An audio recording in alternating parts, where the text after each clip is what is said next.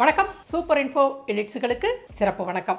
Baltic கடலில் north stream எரிவாயு குழாய் வெடிப்பை யுக்ரைன் ஏற்படுத்தியது என்பதை புதின் நிராகரிக்கிறார். அமெரிக்கா மற்றும் மேற்குலகின் ஈடுபாடு இதில் இருக்கிறது என்று சொல்வதை மூடி மறைப்பதற்காக யுக்ரைனை பயன்படுத்துவதாக புதின் எண்ணுகிறார். அதனால்தானோ என்னவோ கருங்கடலில் அமெரிக்காவை வேண்டுமென்றே வம்புக்கு இழுக்கிறது ரஷ்யா என்கிறார்கள். இதுவரை அமெரிக்காவும் ரஷ்யாவும் நேரடியான ஒரு மோதலை தவிர்த்தார்கள்.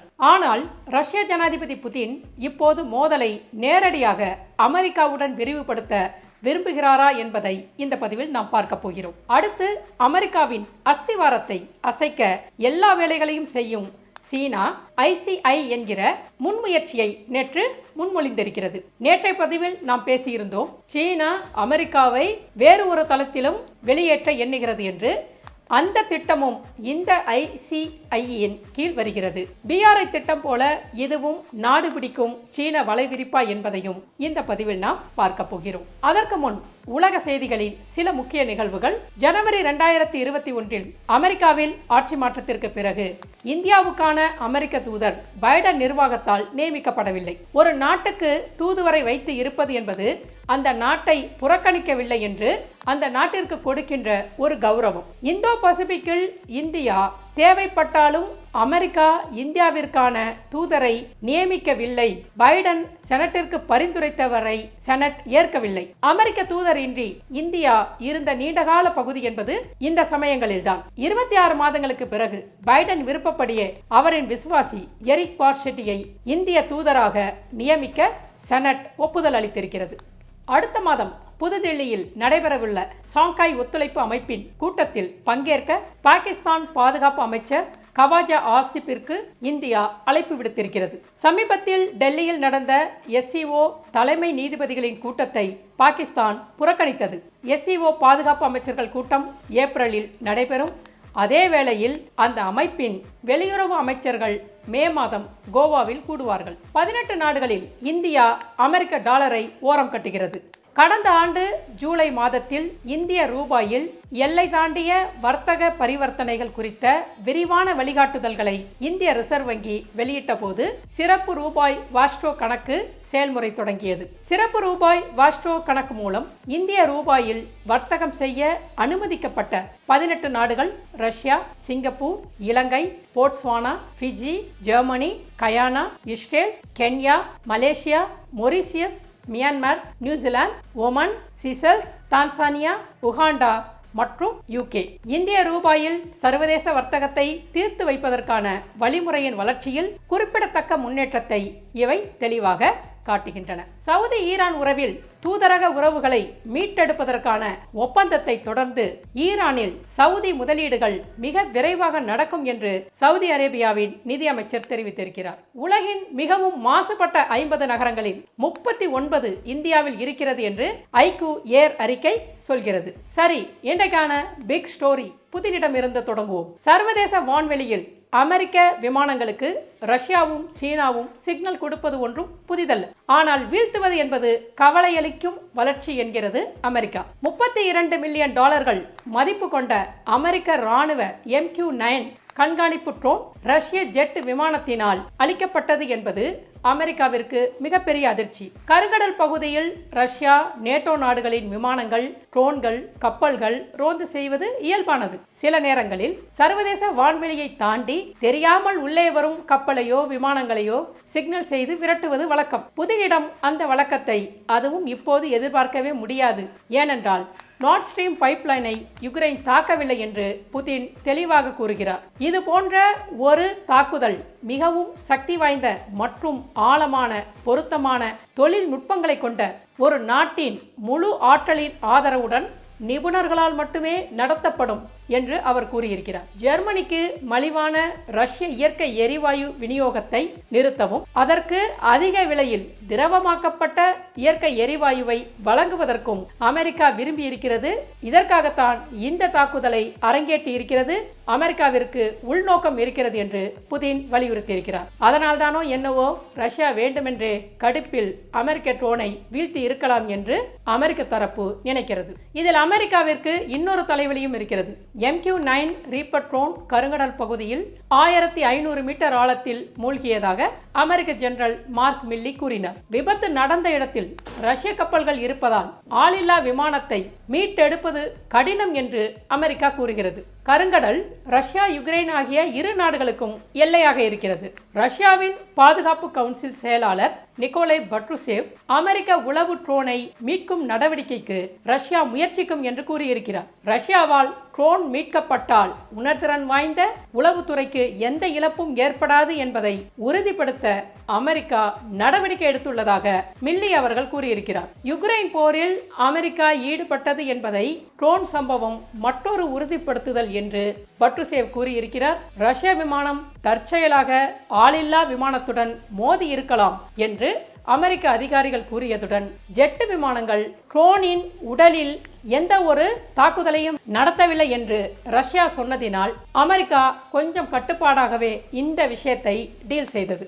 ஆனால் அமெரிக்க ஜெனரல் மில்லி ரஷ்ய ஜெட் விமானங்களால் ட்ரோனை இடைமறித்து துன்புறுத்துவது வேண்டுமென்றே செய்யப்பட்டது என்பது தெளிவாக தெரிகிறது என்கிறார். ரஷ்ய விமானம் வேண்டுமென்றே MQ-உடன் தொடர்பு கொண்டதா என்பது தெளிவாக இன்னும் நிரூபிக்கப்படவில்லை.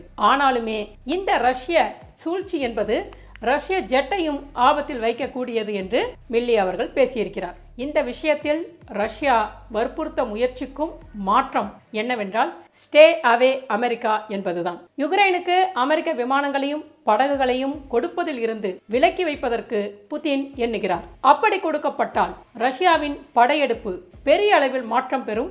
மேலும் யுக்ரைனிய படைகள் இப்போதே அமெரிக்க உளவுத்துறை ஆதரவால் பயனடைந்து கொண்டிருக்கிறார்கள். இந்த ட்ரோனை கொண்டு ரஷ்ய எல்லைகளுக்கு அருகாமையில் அமெரிக்க ராணுவம் உளவு தகவல்களை சேகரித்து வருகின்றனர். அதைத் தொடர்ந்து ரஷ்ய ஆயுதப்படைகள் மற்றும் ரஷ்ய பிரதேசத்தின் மீது தாக்குதல் நடத்த யுக்ரைன் பயன்படுத்துகிறது என்று ரஷ்யா எண்ணுகிறது. அடுத்த செய்தி சீனத்தை பற்றி.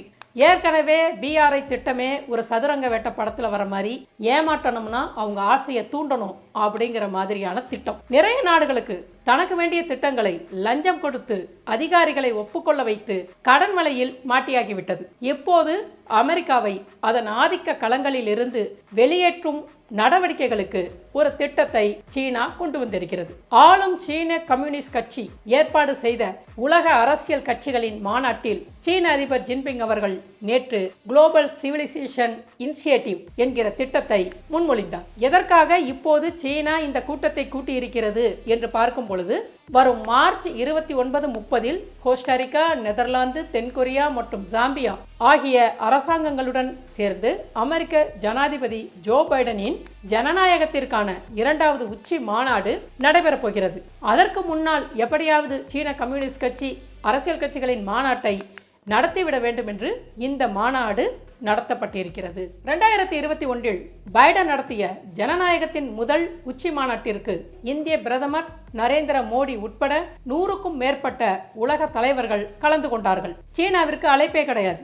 அமெரிக்கா ஜனநாயகத்தை பேரழிவு ஆயுதமாக பயன்படுத்தி பிளவுகள் மற்றும் மோதலை தூண்டுகிறது என்று சீனா குற்றம் சாட்டியது.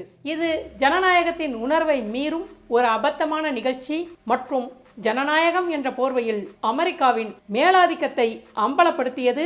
இது பல நாடுகளால் விமர்சிக்கப்பட்டது மற்றும் எதிர்க்கப்பட்டது என்று மார்ச் 29 அன்று ஜனநாயக மாநாடு வருவதற்கு முன்பே சீன வெளியுறவு அமைச்சக செய்தி தொடர்பாளர் வாங் வென்பின் அமெரிக்கா நடத்த போகும் கூட்டத்திற்கு கடுமையாக விமர்சனங்களை வைத்திருக்கிறார். இதில் ஒரு வேடிக்கை என்னவென்றால் ஜனநாயகம் என்றால் என்னவென்று தெரியாத நாடெல்லாம் இப்படி விமர்சிக்கும்படி உலகம் மாறி இருக்கிறது. இது ஒரு புறம் இருக்கட்டும். இந்த முன் முயற்சி குறித்து சீன அதிபர் ஜின்பிங் அவர்கள் என்ன பேசினார் என்றால், உலகளாவிய நாகரிக முன்முயற்சியின் கீழ் நாகரிகங்களுக்கு இடையிலான உரையாடல் மற்றும் ஒத்துழைப்பிற்கான உலகளாவிய வலையமைப்பை கட்டி எழுப்புவது, பரிமாற்றங்களின் உள்ளடக்கங்களை வளப்படுத்துவது மற்றும் ஒத்துழைப்பின் வழிகளை விரிவுபடுத்துவது போன்றவற்றை நாடுகள் ஆராய வேண்டும். அனைத்து நாடுகளின் மக்களிடையே பரஸ்பர புரிதல் மற்றும் நட்பை மேம்படுத்துதல், நாடுகள் தங்கள் வரலாறுகள் மற்றும் கலாச்சாரங்களின் பொருத்தத்தை நிகழ்காலத்திற்கு முழுமையாக பயன்படுத்த வேண்டும். அவர்களின் சிறந்த பாரம்பரிய கலாச்சாரங்களின் ஆக்கப்பூர்வமான மாற்றம் மற்றும் புதுமையான வளர்ச்சிக்கு அழுத்தம் கொடுக்க வேண்டும்.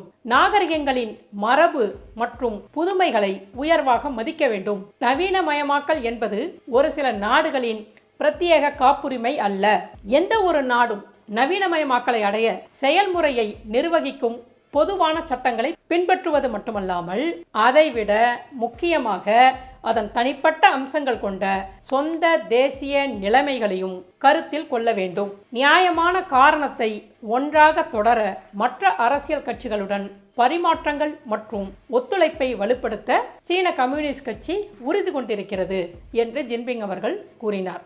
ஒரு புதிய வகை சர்வதேச உறவுகளை உருவாக்குவதற்கும் உலக அரசியல் கட்சிகளுடன் வலுவான பங்காளிகளை வளர்ப்பதன் மூலம் உலகளாவிய கூட்டாண்மைகளை விரிவுபடுத்துவதற்கும் ஒரு புதிய வகை கட்சி உறவுகளின் வலிமையை பயன்படுத்துவதற்கு அவர் அழைப்பு விடுத்தார்.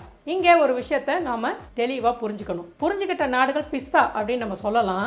ஏனென்று கேட்டால் தலையில இருக்கிற கொண்டையை மறந்துட்டீங்களே அப்படின்னு வடிவேல் சார் கிட்ட சொல்ற மாதிரி இங்கே ஜின்பிங் அவர்கள் பேசிய இரண்டு ஸ்டேட்மெண்ட்டை பற்றி நாம் அனலைஸ் பண்ணும்போது எந்த ஒரு நாடும் நவீனமயமாக்கலை அடைய செயல்முறையை நிர்வகிக்கும் பொதுவான சட்டங்களை பின்பற்றுவது மட்டுமல்லாமல் அதைவிட முக்கியமாக அதன் தனிப்பட்ட அம்சங்கள் கொண்ட சொந்த தேசிய நிலைமைகளையும் கருத்தில் கொள்ள வேண்டும். அதாவது சீனா தன்னுடைய நலன் என்று வரும்போது பொதுவான சட்டங்களை மதிக்க மாட்டோம் என்பதை மறைமுகமாக சொல்லியிருக்கிறது. அடுத்து நாடுகள் தங்கள் வரலாறுகள் மற்றும் கலாச்சாரங்களின் பொருத்தத்தை நிகழ்காலத்திற்கு முழுமையாக பயன்படுத்த வேண்டும். எப்படி அப்படின்னு பார்க்கும்போது ஏற்கனவே இப்படி சீனா பயன்படுத்தி கொண்டிருப்பதினால் தானே அதை சுற்றி இருக்கின்ற பக்கத்து நாடுகள் எல்லாம் கதறி கொண்டிருக்கிறார்கள்.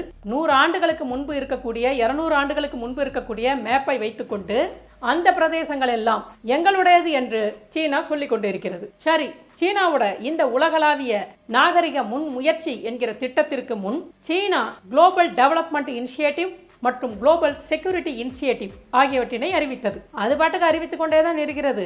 ஆனால் அதனிடம் கடன் வாங்கிய நாடுகள் தான் ஆகா ஓகோ என்று பேசிக் கொண்டிருக்கிறதே தவிர மற்ற நாடுகள் எல்லாம் இதனை பற்றி திரும்பியே பார்ப்பதில்லை. ஆனாலுமே அது எதற்காக இது போன்ற விஷயங்களை செய்து வருகிறது என்று பார்க்கும் பொழுது குறிப்பாக இந்த செக்யூரிட்டி இனிஷியேட்டிவ் எதற்காக செய்திருக்கிறது என்று பார்த்தால் மாற்று பாதுகாப்பு வழிமுறைகளை உருவாக்குதல். எதுக்காக? அமெரிக்காவிலிருந்து விலகி நாடுகளை கவர்ந்து தனிப்பட்ட ஒரு அமைப்பை உருவாக்க வேண்டும் என்று எண்ணுகிறது. அதற்காக அதனுடைய உலகளாவிய பாதுகாப்பு முன்முயற்சி இருக்கிறது. சீனா கிட்ட ஏதாவது வாங்கி மற்ற நாடுகள் பயன்படுத்த முடியுமா? சீனத்தினுடைய ஒரு ஆப்பை நீங்க பயன்படுத்தினாலே நம்மளோட 3 ஜெனரேஷன் தகவல்களையே திருடுகிறது. அப்படி இருக்கும்போது இராணுவத்தில் சீனத்தினுடைய பங்களிப்பை எப்படி இந்த நாடுகள் எல்லாம் ஏற்றுக்கொள்ளும் அப்படின்னு தெரியல. சீனத்துடைய அப்ஜெக்டிவ் என்ன சொல்லுது அப்படின்னா சர்வதேச மோதல்களின் மூல காரணங்களை அகற்றவும். ஃபர்ஸ்ட் இந்தியாவில் அது என்ன பண்ணிட்டு இருக்கு அப்படிங்கிற அந்த மூல காரணத்தை அகற்றணும். திபெத்தை ஆக்கிரமித்ததை அகற்றினாலே ஆட்டோமேட்டிக்கா இந்தியாவிற்கும் சீனாவிற்கும் எல்லை தகராறே கிடையாது. அடுத்து என்ன சொல்லுது அப்படின்னு பார்த்தா உலகளாவிய பாதுகாப்பு நிர்வாகத்தை மேம்படுத்தவும் ஒரு நிலையற்ற மற்றும் மாறிவரும் சகாப்தத்திற்கு அதிக ஸ்திரத்தன்மை மற்றும் உறுதிப்பாட்டை கொண்டு வருவதற்கான கூட்டு சர்வதேச முயற்சிகளை ஊக்குவித்தல். அடுத்து உலகில் நீடித்த அமைதி மற்றும் வளர்ச்சியை மேம்படுத்துவதை இந்த குளோபல் செக்யூரிட்டி இனிஷியேட்டிவ் நோக்கமாக கொண்டிருக்கிறது என்று சொல்கிறது.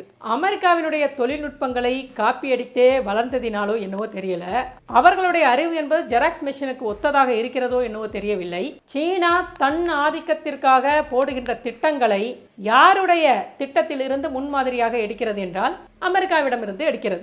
ஆசியன் டெவலப்மெண்ட் பேங்க்னு அவங்க வச்சாங்கன்னா குளோபல் டெவலப்மெண்ட் இனிஷியேட்டிவ்னு இது வைக்குது. செக்யூரிட்டி ரீசன்ஸ்க்கு பல நாடுகளுக்கு ஆயுதங்களை கொடுப்பதற்கு பல ப்ராஜெக்ட்ஸ்களை அவர்கள் வைத்திருக்கிறார்கள். அதுபோல ப்ராஜெக்டாக குளோபல் செக்யூரிட்டி இனிஷியேட்டிவை கொண்டு வந்திருக்கிறது. சீனா இவற்றையெல்லாம் வைத்துக்கொண்டு வெல்லலாம் என்று எண்ணுகிறது. என்ன அமெரிக்காவிற்கும் சீனாவிற்கும் வித்தியாசம் அப்படின்னு பார்க்கும்போது அமெரிக்கா உலகம் முழுக்க தெரியும்படி எதையும் செய்யும். ஆனால் சீனத்தினுடைய நடவடிக்கைகள் நயவஞ்சகமாக வேறு வார்த்தைகளை பயன்படுத்தி என்னவோ நமக்காகவே சீனா வாழ்கிறது என்று ஒவ்வொரு நாடும் நினைக்கும்படி தந்திரமாக காயை நகர்த்தும். அவ்வளவுதான் வித்தியாசம். மீண்டும் அடுத்த பதிவில் சந்திப்போம். நன்றி.